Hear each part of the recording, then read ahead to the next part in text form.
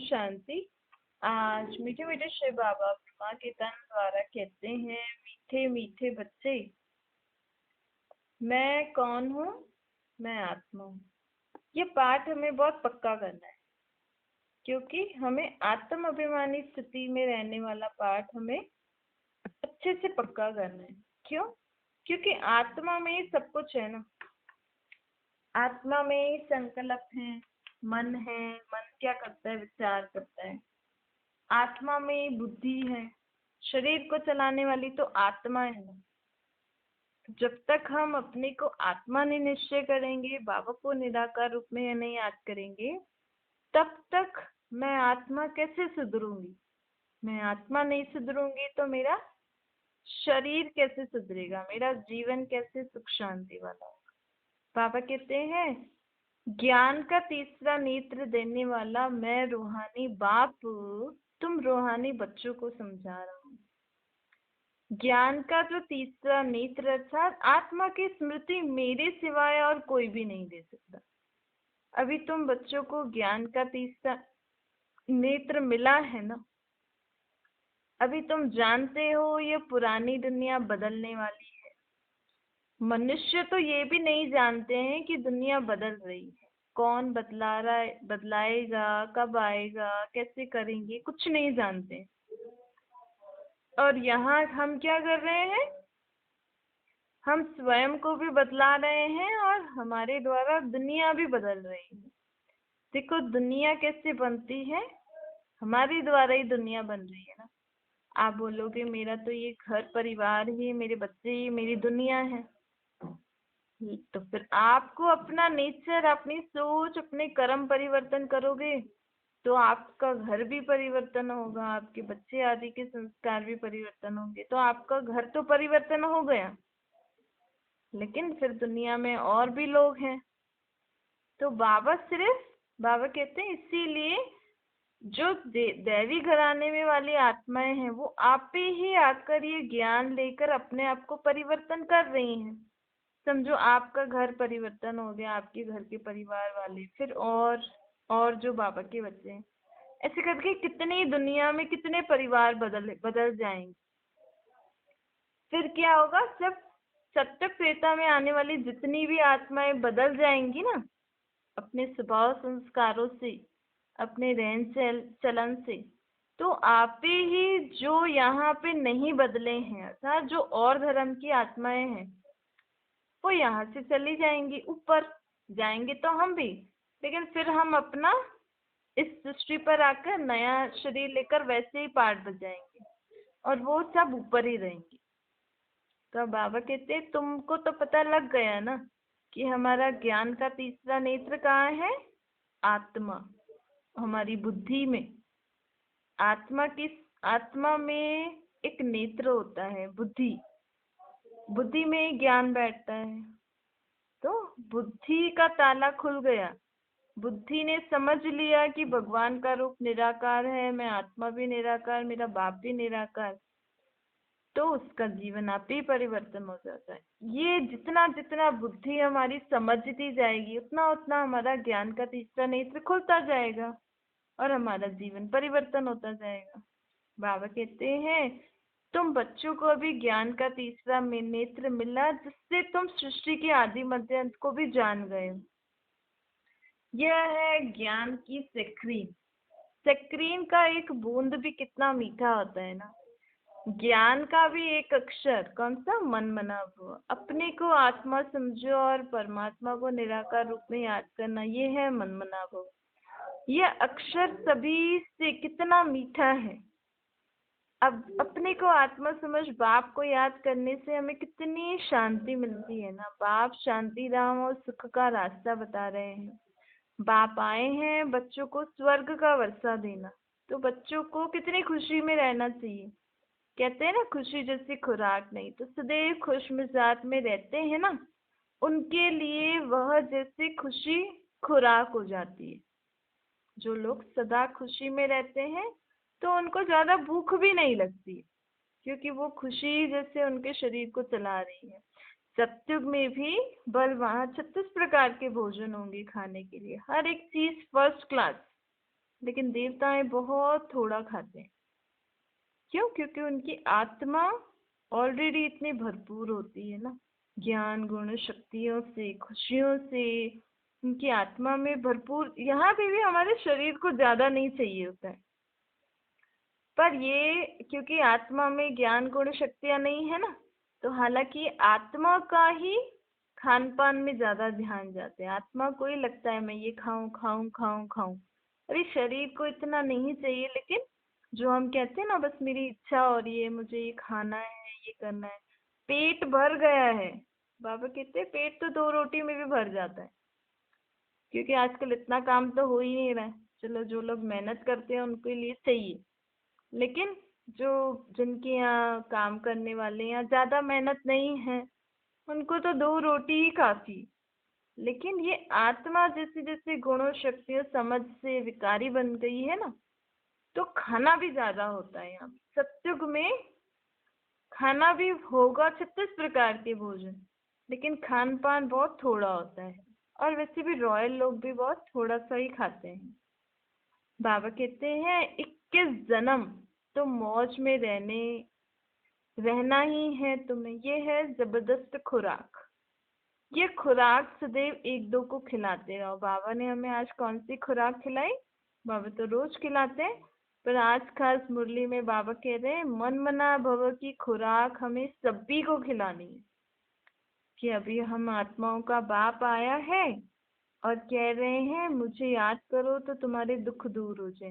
देखो कोई कोई आप अगर ऐसा लक्ष्य रखोगे कि नहीं मुझे सबको बताना ही है, कि हाँ भाई अभी अपने को आत्मा समझना और परमात्मा, इसको आप इस रीति भी समझा सकते हो ना औरों को, कि भाई हम आजकल ये राजयोग का अभ्यास कर रहे हैं, भले और कोई ज्ञान की बात नहीं पता हो, लेकिन अपनी आत्मा को कैसे शक्तिशाली बनाना है, अपनी आत्मा कहाँ रहती है, कैसी दिखती है, आत्मा का बाप परमात्मा कैसा दिखता है निराकार, कम से कम हम ये तो बता सकते हैं ना, जिससे कम से कम उस आत्मा को अपने बाप की पहचान हो, अपनी पहचान हो, और वो आत्मा भी परमात्मा को याद करके अपने में शक्तियां भर सके। भले और अगर ज्ञान की बातें नहीं सुनते हैं कोई तो कोई बात नहीं, लेकिन ये चीज तो हमें बाबा कहते हैं ये भी जैसे खुराक है आत्मा की, ये हमें सबको सुनानी चाहिए। ऐसी खातिरी कोई मनुष्य मनुष्य की नहीं करता।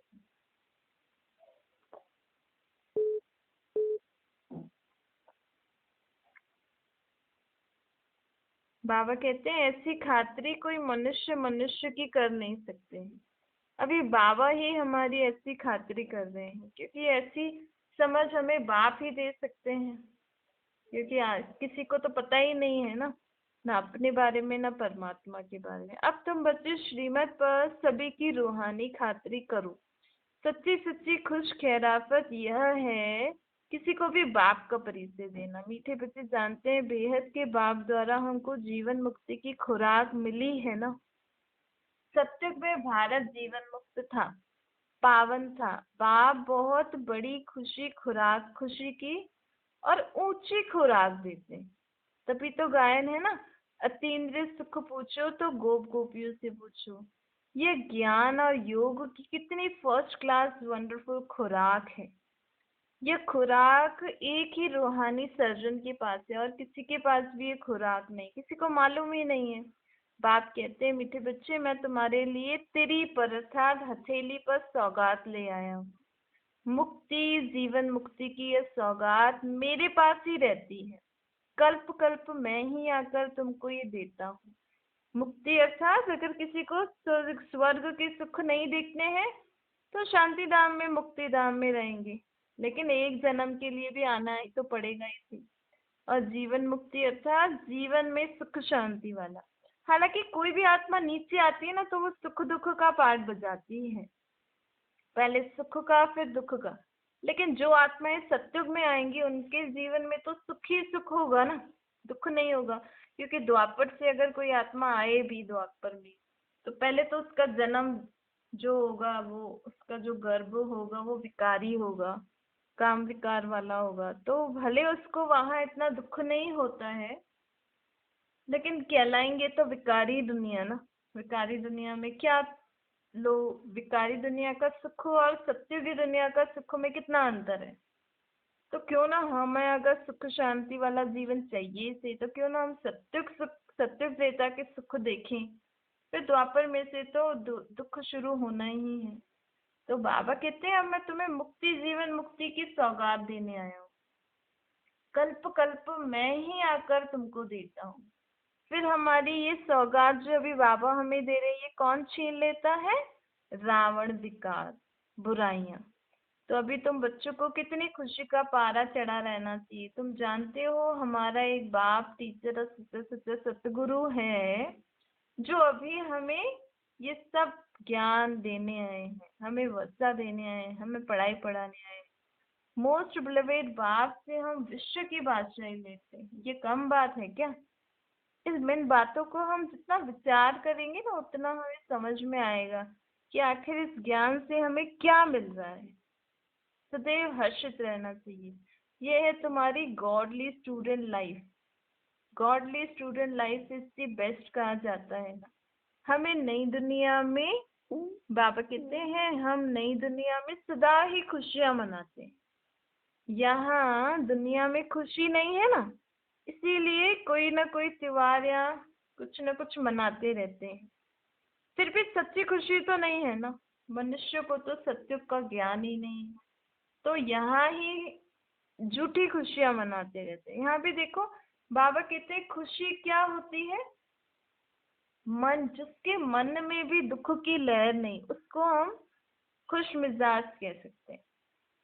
तो यहाँ भल हम खुशियां तो मना रहे हैं, लेकिन मन में कुछ न कुछ तो दुख रहता ही है ना लोगों को। चलो और कुछ दुख नहीं, अगर कोई शरीर छोड़ के चला गया हो तो कई बार खुशियों के समय उनकी याद आती है, ये भी तो दुख हुआ ना। सत्युग में तो कोई जाएगा तो उनको याद करके दुखी भी नहीं होंगे लोग, क्योंकि उनको पता है ये आत्मा गई है, जाके दूसरा शरीर लिया है, वो तो अपना नया जीवन खुशियों में बिताए, हम क्यों दुखी हो। वैसे सत्युग में तो दुख की बात होती ही नहीं, पर फिर भी हमें ये समझना चाहिए, तो हमारे जीवन में कभी भी दुख नहीं आएगा। इस समय पुरानी तमो प्रधान दुनिया में सच्ची खुशी तो मिल नहीं सके। यहाँ तो त्राई त्राई करते रहते, कितनी दुख की दुनिया है। बाप हम बच्चों को कितना सहज रास्ता बताते हैं। बाबा कहते हैं गृहस्थ व्यवहार में रहते कमल फूल समान रहो, धंधा धोरी आदि करते भी मुझे याद करती रहो। जैसे आशिक और माशूक होते हैं ना, आशिक माशूक क्या करेंगे? भले एक दूसरे से मिलेंगे नहीं, लेकिन एक एक बार बस शक्ल देख ली ना, बस वो उसका आशिक, वो उसका माशूक बन जाता है। बस ऐसे याद करते रहते हैं। काम करते भी जैसे तो वो उनके सामने आके खड़ा हो जाता है, ऐसा अनुभव होता है। तो बाबा कहते हैं यहाँ पे भी तुम्हें, क्योंकि न तो आत्मा नजर आ रही है न परमात्मा, लेकिन अब समझ मिल गई है कि मैं आत्मा हूँ, वो परमात्मा है। तो अब तुम्हारी याद ऐसी होनी चाहिए, बाबा है हमारा माशूक, वो एक माशूक और हम सब उसके आशिक। सोचो पूरी दुनिया में हर आत्मा, हर मनुष्य आत्मा, जीव जंतु, प्रकृति उस माशूक परमात्मा को जरूर याद करते हैं। वंडर है ना, एक माशूक वो और हम सब आशिक। यहाँ बाबा कहते हैं यहाँ तुम सभी एक माशूक के जन्म जन्मांतर से, मतलब द्वापर से हम उनको याद कर रहे हैं ना। बाप तो हमारा कभी आशिक नहीं बनता है। बाबा कहते हैं मैं कभी भी तुम्हें याद नहीं करता, मुझे थोड़ी अपने पाप धोने हैं, मुझे थोड़ी पावन बनना है। तुम्हें अपने पापों से मुक्त होकर सुखी बनना है, पावन बनना है, इसलिए तुम मुझे याद करते हो। अब तुम उस माशूक से मिले हो ना, जिसको तुम याद करते हैं। जब दुख जास्ती होता है ना, तो जास्ती मुझे याद करते हैं, जास्ती जोर जोर से रड़ियां मारते हैं, जास्ती जोर जोर से रोने लग जाते हैं। अरे पहचान तो है नहीं, किसके लिए रो रहे हो, किसके लिए रड़ियां मार रहे हो। अब बाप हमें पूरी पहचान देते हैं, और कौन रड़ियां मार के बुला रही है ये भी नहीं पता था। फिर मैं आत्मा बुला रही हूँ ये भी तो नहीं पता था ना। हम तो अपने को देह समझ के ही भगवान को याद करते थे। गायन भी है ना, दुख में सिमरन सब करे, सुख में करे न कोई। इस समय बाप भी सर्वशक्तिवान है, बाबा कहते हैं। और इस समय दुनिया में माया अर्थात विकार, बुराइयां भी तो कितनी बढ़ गई हैं, लेकिन बाबा की याद में रहेंगे तो हमें ये कुछ नहीं कर सकेंगे। अब मीठे मीठे बच्चे देही अभिमानी बनो, अपने को आत्मा समझ मुझे याद करो, साथ में दैवी गुणों की धारणा करो, तो तुम ऐसे देवी देवताओं जैसे बन जाएंगे। इस पढ़ाई में मुख्य बात है ही बाप की याद। देखो, और ज्ञान मार्ग में हम क्या होता था, कई लोग कहते हैं ना सब जगह ऐसे ही सुनाते हैं, तो आप उनको समझा सकते हो। सब सत्संगों या और जगह हमें भले ज्ञान देते हैं, समझ देते हैं, लेकिन ऐसा कभी किसी ने नहीं कहा कि उस परमात्मा को निराकार रूप में याद करो अपने को आत्मा समझ के। अगर कोई ऐसा कहे तो जो भी अच्छी बातें हम सुनते हैं वो हमारी बुद्धि में धारण हो सकती है, क्योंकि परमात्मा की शक्ति से ही आत्मा में धारणा हो सकती है। लेकिन यहाँ बाबा हमें पहली पहली बात ही यही समझाते हैं कि बच्चे तुम आत्मा हो, मैं तुम्हारा बाप हूँ। बाबा हमें घड़ी घड़ी कहते हैं अपने को आत्मा समझो, मुझे निराकार रूप में याद करो। क्यों? क्योंकि जो भी बाबा हमें अच्छी बातें बताते हैं, कोई भी आपको अच्छी बात जीवन में धारण करनी है ना, उसके लिए वो शक्ति चाहिए। किसकी? परमात्मा की शक्ति। तो इस ज्ञान में हमें सिर्फ बाबा ज्ञान नहीं दे रहे, बाबा उस ज्ञान को जीवन में धारण करने के लिए शक्तियां भी दे रहे। इसलिए बाबा हर बार हमें ज्ञान की बात सुना के ये पॉइंट जरूर ऐड करते हैं कि बच्चे मुझे याद करो, मेरे याद की शक्ति से तुम्हारी आत्मा, क्योंकि क्या है हमारे मन बुद्धि में ना ऑलरेडी बहुत सारा कचरा भरा हुआ है। हमारे मन में पहले की बातें हैं, बुद्धि में पहले की श्रीमत है, विकारी श्रीमत थी ना। अभी तक तो हम विकारियों की श्रीमत पे चलते थे ना, बुद्धि में तो वही बातें हैं। तो वो बुद्धि में से निकले कैसे? बुद्धि जो दिखाई में नहीं दे रही है, अब बुद्धि में से वो सब पुरानी बातें निकालने की शक्ति उस परमात्मा में है। तो जितना हम बाबा को याद करते रहेंगे तो हमारा मन स्वच्छ होता जाएगा, बुद्धि क्लीन होती जाएगी। तो आपे ही जो हम नई बातें सुनेंगे बाबा को याद करके, तो वो मन और बुद्धि में धारण हो जाएंगी ना।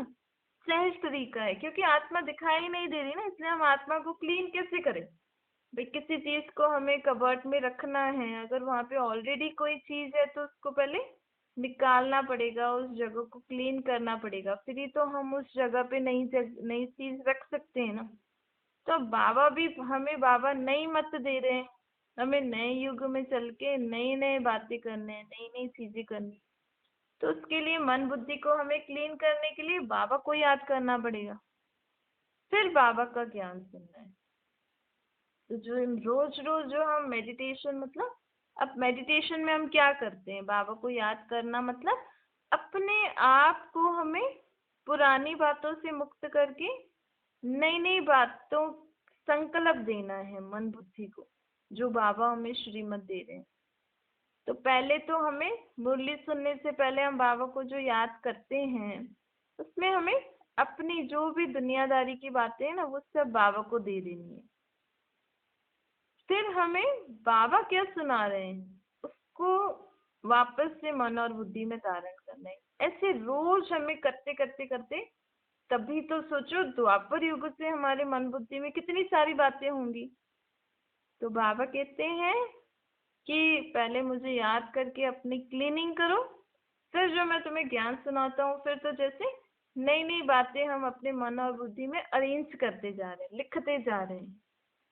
और फिर हम जब उस लिखे हुए को फिर सारा दिन उसको रिवाइज करेंगे, मतलब आपको कई बार ऐसा होता है, नहीं ऐसा होता है कि हम आधा घंटा एक घंटा अगर मुरली सुन भी रहे हैं, कोई अच्छी बात सुनते हैं तो सुन के फिर बंद करते हैं तो भूल जाते हैं पता नहीं क्या सुना, क्योंकि अभी तक धारणा भी तो हो ना अंदर। तो हमें जो जो पॉइंट अच्छी लगती है बाबा कहते हैं वो लिख लो, फिर आप बाद में जितना समय मिल रहा है आपको उसको रिवाइज करते रहोगे ना, तो जैसे तो वो बातें हमारे मन बुद्धि में प्रिंट हो जाती है। आज देखो कोई कोई लोगों की आदत होती है पुरानी बातों को इतनी बार बोलते हैं, लोग बोलेंगे हाँ आपने बता दिया है, इतनी बार क्यों बोल रहे हो?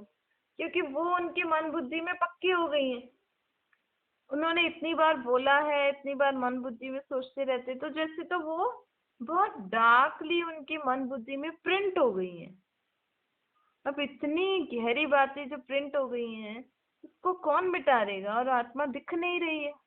तो जब हम बाबा की बातों को रोज रोज सुनेंगे, उसको मन में विचार करेंगे, बुद्धि में घड़ी घड़ी उसके बारे में सोचेंगे, तभी तो वो नई चीजें प्रिंट होंगी ना। तो मैं आत्मा हूँ, मेरा बाप परमात्मा है, सुन तो लिया, समझ तो लिया, लेकिन इसको स्वरूप में लाने के लिए हमें घड़ी घड़ी ये याद करना पड़ेगा, क्योंकि हमें ये आदत पड़ गई है ना। मैं देह हूँ, मैं कौन हूँ, मैं फलानी हूँ, तो देह याद आती है। अब इस देह से बुद्धि योग निकाल के मैं फलानी, अर्थात मैं आत्मा ऐसी हूँ, मुझे आत्मा में ऐसे गुण संस्कार है, मुझे आत्मा में ऐसी सोच है, मैं आत्मा ऐसे कर्म कर रही हूँ, मुझे मुझे आत्मा को सुधरना है। ऐसे ही बाबा की और भी ज्ञान की बातें जो है, भगवान सर्वव्यापी है, लेकिन अब हमें बाबा ने कहा है मैं सर्वव्यापी नहीं हूँ, मैं परम धाम में रहने वाला हूँ। ये सब भगवान के रूप है, जो भी दुनिया में पूजते हैं वो सब भगवान के रूप है। लेकिन बाबा ने अभी हमें क्या बताया है, मैं तो निराकार हूँ, मेरा कोई देहिक आकार ही नहीं है, मैं तो निराकार ज्योतिर्बिंदु परम धाम में रहने वाला, मेरा नाम तो एक ही शिव है। अब इस बात को भी हमें घड़ी घड़ी विचार करना है, बुद्धि में बैठाना है। तभी जिस दिन अगर कोई भी भगवान को नाम ले और हमें बुद्धि में याद आया, नहीं भगवान तो निराकार, मुझे आत्मा का बाप, परम धाम निवासी, स्वर्ग की स्थापना करने वाला, उस दिन समझो आपका ये पॉइंट पक्का हो गया है। मतलब आपके मन बुद्धि में प्रिंट हो गया है कि भगवान कौन होता है। ऐसे ऐसे करके बाबा कहते हैं जितना तुम ज्ञान सुनोगे, उसका मनन चिंतन करोगे, तो अपने मन बुद्धि में हमें प्रिंट करनी है वो ज्ञान की बातें, तभी तो हमारा जीवन परिवर्तन होगा ना। तो ऐसे ही बाबा जो हमें कह रहे हैं, दैवी गुण धारण करो, दैवी संस्कार धारण करो, दैवी शक्तियां धारण करो। आज तक तो हम बोलते थे मैं तो दुखी हूँ, मैं तो परेशान हूँ, किसी से भी वो लोग मिलेंगे तो अपने दुख की बातें ही बताएंगे, अरे मेरा बेटा तो ऐसी, मेरी बेटी तो ऐसी, मेरे जीवन में ऐसा हो गया, ऐसा हो गया। अब बाबा हमें कहते हैं आपको सबसे मिलके ऐसे मिलना है, नहीं मैं तो सदा खुश रहने, मैं तो शक्तिशाली आत्मा हूँ, मैं तो शांत आत्मा हूँ, मैं अपने जीवन में बहुत सुखी हूँ, बहुत खुश हूँ, मुझे कोई तकलीफ नहीं है, मेरा मन एकदम शांत है। लोग अपने मन की कितनी शिकायत करते हैं एक दूसरे से, अरे मन में तो ऐसे ऐसे विचार आते हैं, क्या बोलूं, ऐसे ऐसे। मन की हमने इतनी सारी लोगों से बुराइयां अपने मन की, और हमने देवी देवताओं के आगे अपनी कितनी ग्लानि करी है, वो सब प्रिंट हो गया, उसको अब मिटा के हमें अपने आप को ही शक्तिशाली बनाना है, अपने आप के बारे में ही अच्छी अच्छी बातें मन बुद्धि में बिठानी है कि मैं शांत शुद्ध देव आत्मा हूँ, परमात्मा बाप का बच्चा हूँ, शक्तिशाली आत्मा हूँ, सदा खुश रहने वाली आत्मा हूँ। मेरी आत्मा में यही प्रिंट है, मन बुद्धि में मुझे यही याद है कि मैं सदा खुश रहने वाली शांत आत्मा हूँ, सुखी आत्मा हूँ। तो ऑटोमेटिकली मेरे कर्म भी वैसे ही होंगे ना, कर्म भी मेरे सुखदायी, खुश रहने वाले, सबको खुशी देने वाले ऐसे हो जाए, क्योंकि जो हम सोचते हैं वैसे ही तो हमारा जीवन होता है ना। पहले तो सोच ही चलती है, फिर बुद्धि में होता है, फिर हमारे कर्म होते हैं।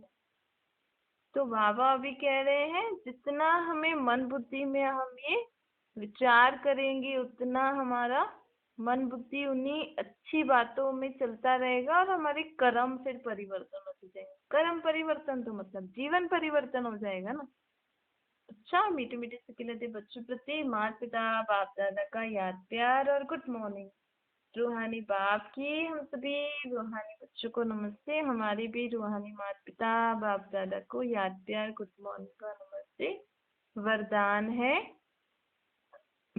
ब्रह्मा बाप के प्यार का प्रैक्टिकल सबूत देने वाले सपूत और समान बनो। यदि कहते हो कि ब्रह्मा बाप से हमारा बहुत प्यार है, तो प्यार की निशानी है जिससे बाप का प्यार रहा उससे प्यार हो।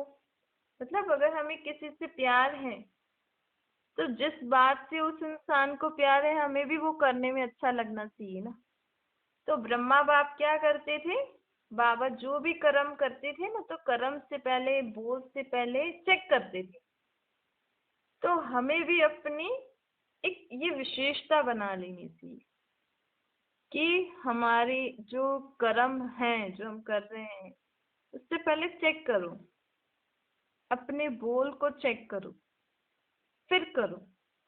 जो मैंने सोचा वो किया, क्योंकि हम सोचते कुछ और है, करते कुछ और है।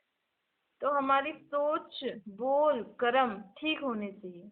मानो अगर कोई अपोजिशन कर रहा है, हमने तो सोचा हमें ये करना है, लेकिन कोई सामने वाला आपको करने नहीं दे रहा है, तो आप अगर अपनी सोच में ठीक है, आपको यही ठीक लगता है, तो आप अपनी पोजीशन में रहो कि नहीं, बाबा के साथ आप अपनी पोजीशन में रहो, अर्थात अपने जो थॉट है उसकी स्थिति में सेट रहो।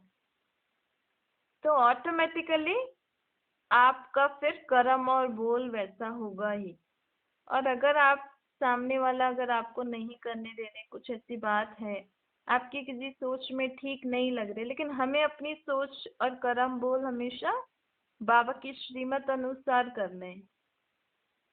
अगर हमारा सोच बाबा की श्रीमत अनुसार है, तो हमें उसी अनुसार अपने कर्म और बोल करने चाहिए।